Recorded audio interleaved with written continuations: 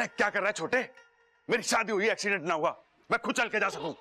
रिवाज, रिवाज कहवे इसे भाई। शादी की रात को दूल्हे को इसी तरह खींच के ले जावे हैं अंदर, और बीच बीच में ना ऐसे इस तरीके से हंसना भी पड़े हैं। हंसा भी जावे, लेकिन हंसा क्यों जावे?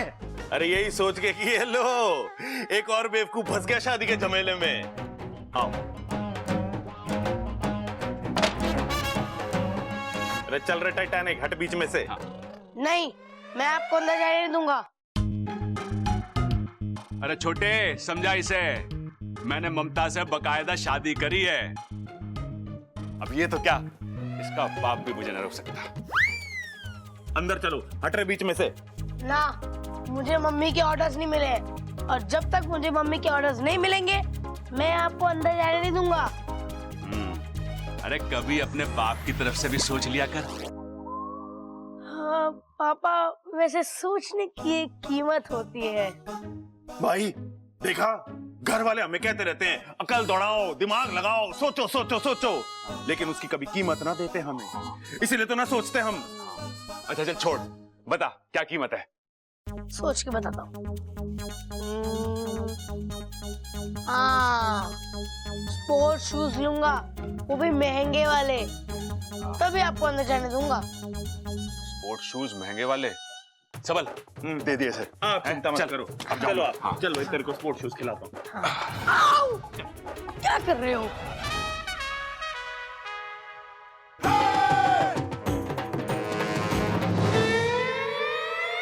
ये क्या कर रहे हो आप? अरे तुम्हारी शान में गाना गा रहा हूँ।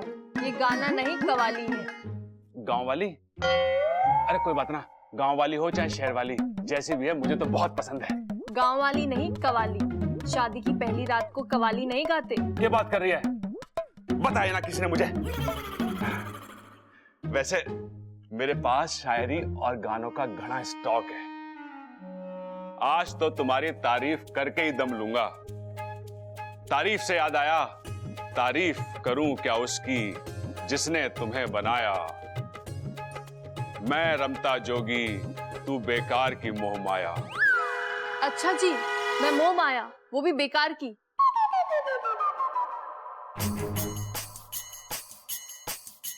मैं थोड़ी ना पीछे पड़ी थी। अरे कोई बात ना, एक और शेर सुना देता हूं। मैं भी पहलवान का बेटा हूं, जब तक कुश्ती जीत ना लूं अखाड़ा नहीं छोड़ता।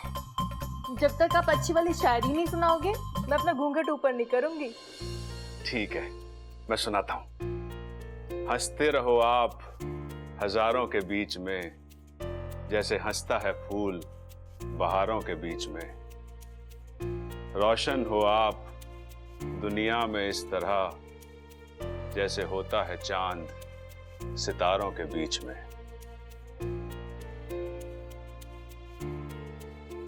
कैसी लगी शायरी? अच्छी है। कच्ची है? अरे कोई बात ना, पक जाएगी। वैसे चांद के ऊपर जो भी शायरी मैंने आज तक कही है ना, कभी फेल ना हुई। सब चांद मामा की कृपा है। जब भी चांद को देखता हूं ना, चांद मामा की याद आ जाती है। बहुत बड़ा घोड़े का अस्तबल है उनका।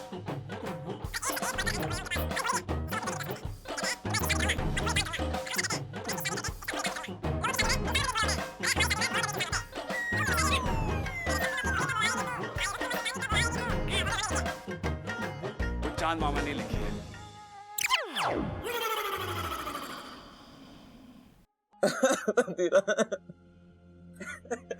अब बस भी कर। ऐसे रो रहा है जैसे तेरा कोई अपना इस दुनिया से चला गया हो। धीराज मेरा अपना ही था, मेरा जिगरी दोस्त था, और आपने उसे... हाँ तो क्या करती? पूजा करती मैं उसकी। किसी काम का नहीं था वो, उसकी सारी शक्तियां खत्म हो चुकी थी, धरती पर बोझ था, कम कर दिया। आप कुछ भी बोलिए, आपने मेरा दिल तोड़ा है। वाह नागेश, अनजाने में सही पर कमाल की तरकीब दी है तूने मुझे। कैसी तरकीब? ये बात तो तय है कि इच्छा का दिमाग हवा से भी तेज चलता है, उसे हम दिमाग की लड़ाई में तो हरा नहीं सकते। अब हम उसके दिल पर वार करेंगे। इच्छा का दिल टूटेगा इच्छा अपने आप कमजोर होती चली जाएगी। मतलब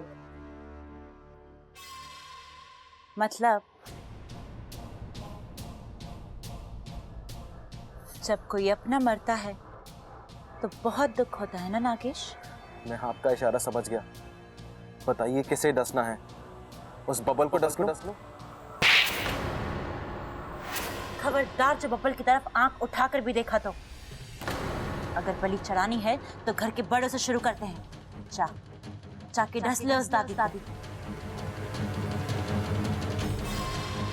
दादी इस घर की नींव है। जब वो टूटेगी तो ये घर अपने आप बिखर जाएगा।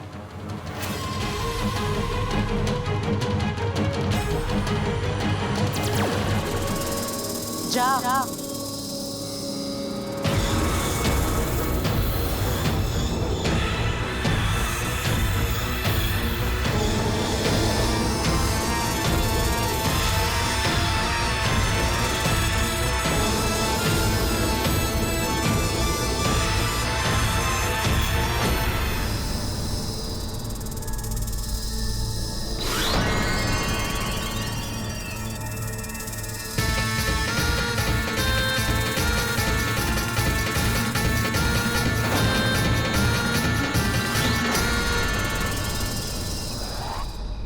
बधाई हो इच्छा, तुमने बुद्धिराज को खत्म करके ये साबित कर दिया है कि मेरी सपोली सिर्फ समझदार ही नहीं, बहादुर भी है। आज तुमने ना केवल उस पहलवान परिवार को बचाया है बल्कि पूरे नागिस्तान को बचाया है। आज हम तुमसे बहुत प्रसन्न हैं। मांगो, क्या मांगती हो? मुखिया जी, मुझे अपने लिए कुछ नहीं चाहिए, बस उस परिवार की सुरक्षा के लिए अगर कुछ। उसका इंतजाम तो हमने पहले से ही कर दिया है। बब्बल के पूरे परिवार को हमने नाग कवच से सुरक्षित किया है। अब किसी भी नाग का विष इस परिवार पर कोई असर नहीं डाल सकता। बहुत बहुत धन्यवाद गुरुजी। इसकी क्या जरूरत है इच्छा? हम उन पर कोई एहसान नहीं कर रहे। उस परिवार ने भी तो हमारी सपोली के लिए कितना कुछ किया है। लेकिन सपोली, तुम्हें एक बात का खास ख्याल रखना है। वो नाग कवच सिर्फ जहर से रक्षा कर सकता है। अगर किसी और तरीके से वार किया गया तो शायद। और जहां तक मैं विशाल गढ़वालों को जानता हूं, वो शिकस्त खाकर चुप बैठने वालों में से नहीं है। वो पलटकर वार जरूर करेंगे और इस बार का वार ज्यादा भयानक होगा। जानती हूँ मुखिया जी, विशैलगढ़ वाले उस परिवार को सीढ़ी बनाकर मुझ तक पहुंचना चाहते हैं। वो कुछ भी कर सकते हैं और इसलिए तो हर पल मैं साए की तरह उस परिवार के इर्द गिर्द घूमती रहती हूँ। लेकिन सबसे बड़ी समस्या तो ये है कि हम अब तक उस विशैलगढ़ की नागिन की पहचान नहीं ढूंढ पाए। वो कौन है और मेरे पीछे क्यों पड़ी है?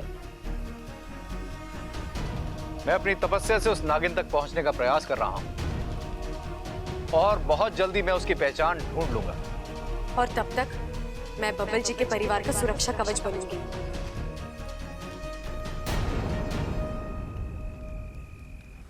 देख सपोली, मुझे तुझ पर पूरा भरोसा है, पर एक बात मैं जानती हूँ, चाहे नाग हो या इंसान, जहाँ दिल की बात आती है ना, दोनों ही खुद पर काबू नहीं रख पाते। मुझे बब्बल से दूर रहना होगा। सपोली, उससे तेरा मेल मिलाप अच्छा नहीं है।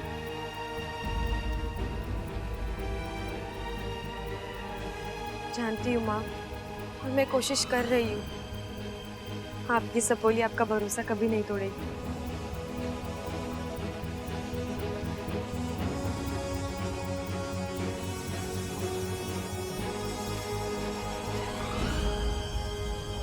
ऐसा कैसे हो सकता है? ऐसा ही हुआ है, और सिर्फ दादी ही नहीं, इस घर का हर सदस्य नाग कवच में बंधा हुआ है। अब मैं तो क्या, दुनिया का कोई नाग इनका कुछ नहीं बिगाड़ सकता। अच्छा, तो ये चाल चली है इच्छा ने। कोई बात नहीं, जहर के अलावा और भी हथियार होते हैं। इस बार मैं ऐसे हथियार का प्रयोग करूंगी जिससे आज तक ना कोई बचा है ना बचेगा। ऐसा कौन सा हथियार है?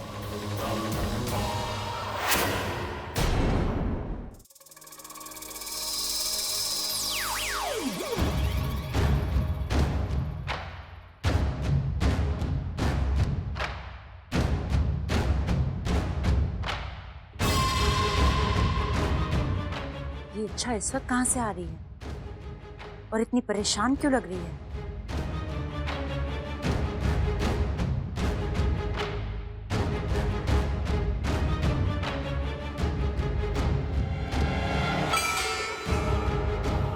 हो ना हो, ये इच्छा का वही साथी है जो उसकी हमेशा मदद करता है। कुछ तो पकड़ा है दोनों के बीच में, सुनना पड़ेगा क्या। अच्छा, मुखिया जी और गुरुजी ने हमारा आधा काम आसान कर दिया। हाँ, अब बबल जी का पूरा परिवार नाग के जहर से सुरक्षित रहेगा। बाबू, मुझे गर्व है कि मैंने नागकुल में जन्म लिया है। ऐसे नागकुल में जहाँ के नाग अपनी शक्तियों का उपयोग विद्या या कार्य के लिए ही करते हैं। अब मुझे पूरा यकीन है मैं अपने अभियान में जरूर कामयाब होंगी। लेकिन अब तुम्हें अपना भी ख्याल रखना होगा। एक बात पर शायद तुम गौर नहीं कर रही हो, जिसे मैं बार बार देख रहा हूँ और महसूस भी कर रहा हूँ। कौन सी बात वाकू? अपनी आधी जान बब्बल को देने के बाद तुम्हें कमजोरी आ गई। शायद इसी वजह से बुद्धिराज से लड़ते वक्त तुम बार बार मात खा रही थी, और शायद इसीलिए तुम्हारी मदद करने के लिए और तुम्हारा खतरा कम करने के लिए नागिस्तान वालों ने इस घर को नाग कवच देने का फैसला किया। शायद तू सही कह रहा है बाकू, अब मैं अपना ख्याल रखूंगी।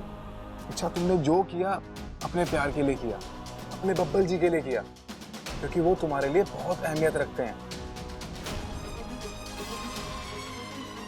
लेकिन इच्छा, ये मत भूलना कि हमारी जिंदगी में भी तुम्हारी बहुत अहमियत है।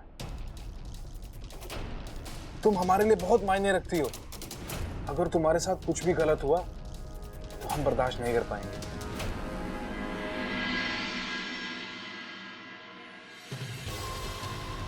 अच्छा, तो ये बात है। इच्छा की आधी जान बब्बल में है और इसलिए मेरे डसने के बाद भी उससे कुछ नहीं।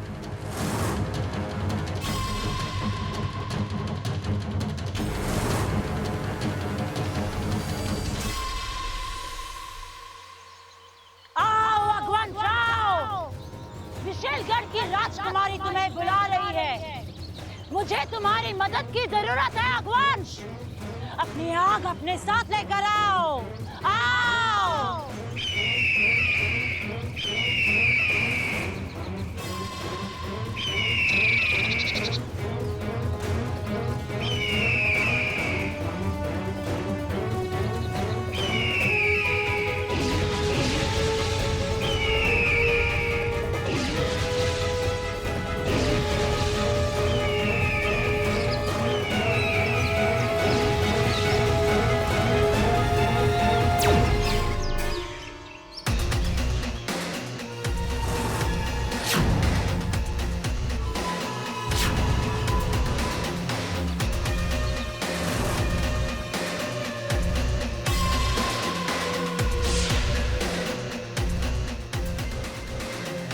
आज मुझे कैसे याद किया विशाली?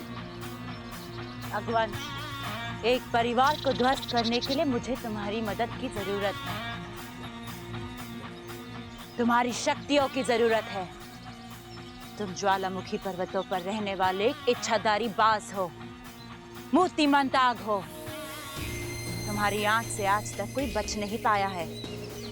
तुम्हारी इसी शक्ति का प्रयोग मैं उस परिवार पर करना चाहती हूँ। जलाकर राख करना चाहती हूँ उस परिवार को। आपका आदेश मेरा कर्तव्य है।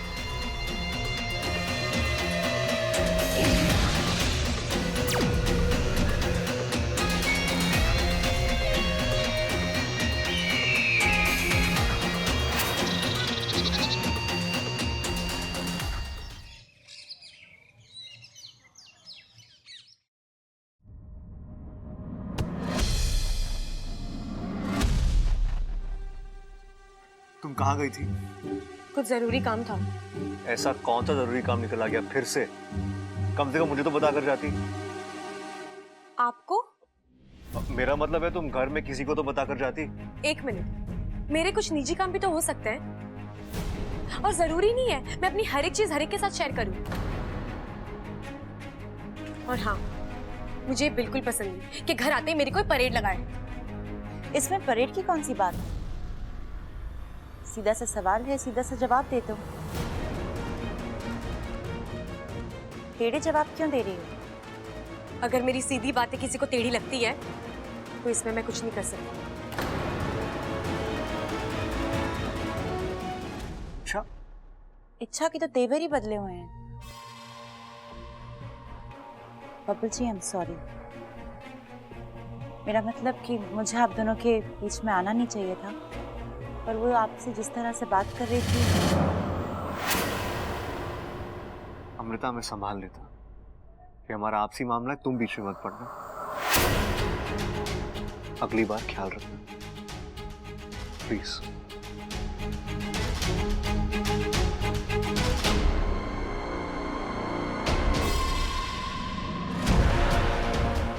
अच्छा, तुम्हारी हर गुस्ताखी का जवाब तुम्हें मिलेगा, जरूर मिलेगा।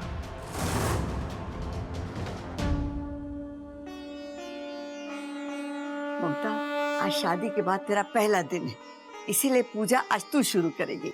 जी दादी जी।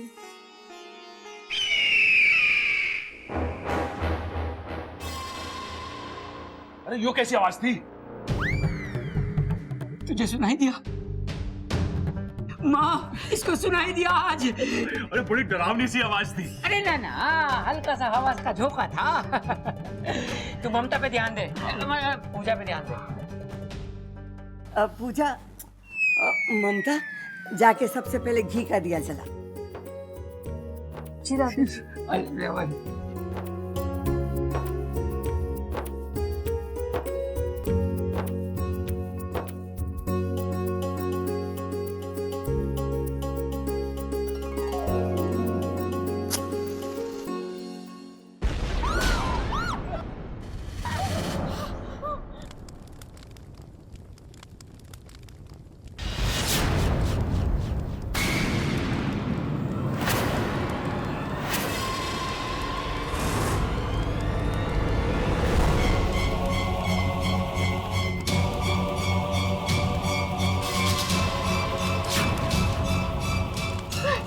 भगवान, ये अनर्थ कैसे हो गया?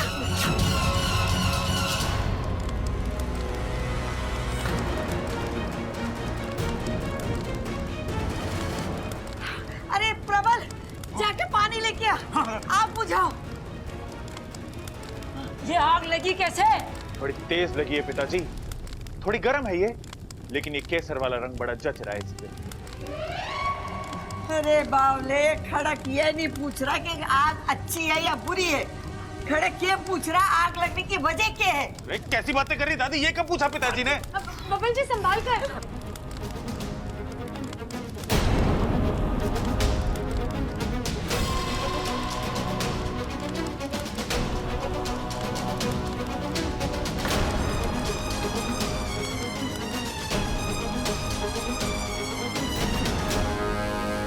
हाय हाय, मारे चोरे का हाथ जल गया।